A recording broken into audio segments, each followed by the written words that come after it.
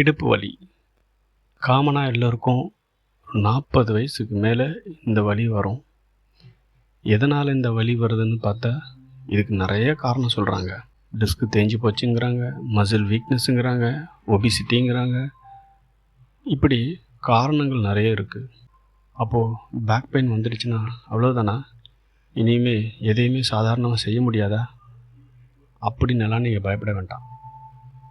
இங்கே சொல்லித்தர சிம்பிள் எக்ஸசைஸை தினமும் ஒரு 5 நிமிஷம் செஞ்சால் போதும். வலியெல்லாம் பறந்து போயிடும். இந்த உடற்பயிற்சி செய்கிறதுக்கு முன்னாடி வார்ம் அப் பயிற்சி செய்யணும். நீங்கள் எந்த உடற்பயிற்சி செய்கிறதா இருந்தாலும் ரிலாக்ஸேஷன் பண்ணாமல் செய்யக்கூடாது. வார்ம் அப் எக்ஸசைஸ் செஞ்சு பாடி மசில்ஸை ரிலாக்ஸ் பண்ணினதுக்கு அப்புறம்தான் எந்த எக்ஸசைஸாக இருந்தாலும் செய்யணும். எக்ஸசைஸ்க்குள்ளே ஒரு எக்ஸசைஸா அப்படின்னெல்லாம் பயப்பட வேண்டாம், யோசிக்கவும் வேண்டாம். அதே போல் இந்த வார்ம் அப் எக்ஸசைஸை அவாய்ட் பண்ணவும் கூடாது. ரிலாக்ஸ் பண்ணுறது எப்படி? வாங்க பார்க்கலாம். ஒரு 5 நிமிஷம் வீட்டுக்குள்ளேயே நடக்கலாம்.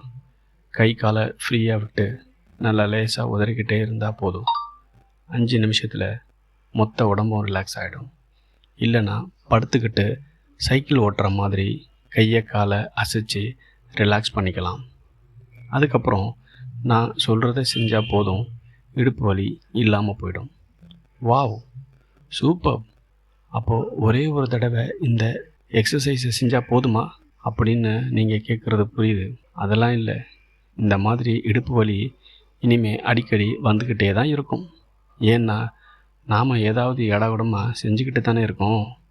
அதனால் இந்த பயிற்சியை தினமும் செஞ்சால் ரொம்ப நல்லது. பாடி மசில்ஸ் கம்ப்ளீட்டாக ஃப்ரீ ஆகிடும். அப்படி ஒரு வலி இருந்ததே உங்களுக்கு மறந்து போய்டுன்னா பார்த்துக்கங்களேன். இந்த பயிற்சியை தொடங்கும்போது வேகமாக செய்யக்கூடாது, மெதுவாக தான் செய்யணும். செய்யும்போது வேறு எங்காவது வலி இருந்தால் நீங்கள் சரியாக பாடியை ரிலாக்ஸ் பண்ணலைன்னு அர்த்தம். சரியாக ரிலாக்ஸ் செய்யாமல் இந்த பயிற்சியை செஞ்சால் வேறு எங்காவது பிடிச்சிக்கும். அதை சரி செய்யறதுக்கு வேறு பயிற்சி செய்ய வேண்டியிருக்கும். அதனால் பாடியை ரிலாக்ஸ் பண்ணுறதுக்கு மட்டும் மறந்துடாதுங்க. நல்லா ரிலாக்ஸ் செஞ்ச பிறகும் இந்த பயிற்சி செய்யும்போது வலி அதிகமாக இருந்தால் நீங்கள் கண்டிப்பாக ஒரு மருத்துவரை பார்க்க வேண்டியது அவசியம்.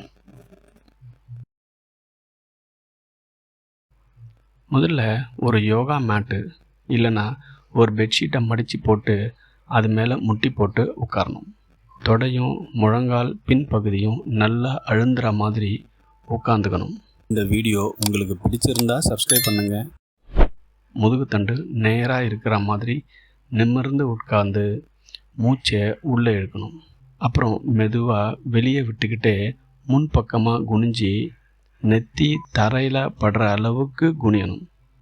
இதே போஸ்டில் 1 2 3 4 5 10 கவுண்ட் வரைக்கும் இருக்கணும். அப்புறம் மெல்ல தலையை தூக்கி முன்ன மாதிரியே நிமிர்ந்து உட்காரணும்.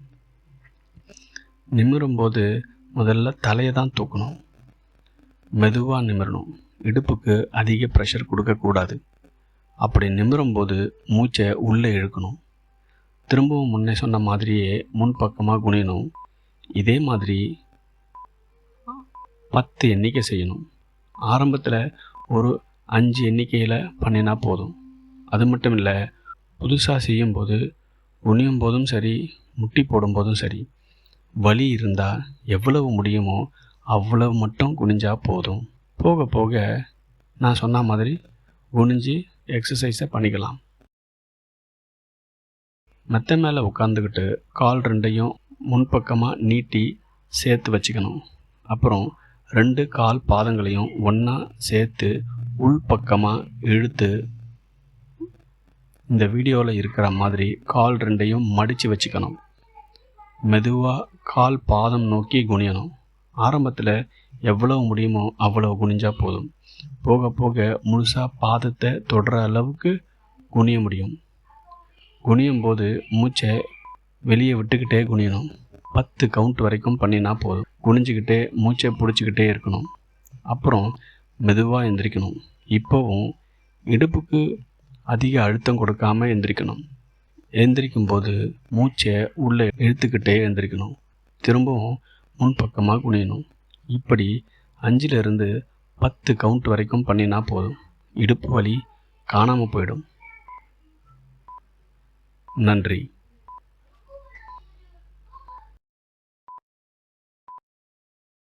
இந்த வீடியோ உங்களுக்கு பிடிச்சிருந்தா சப்ஸ்கிரைப் பண்ணுங்கள்.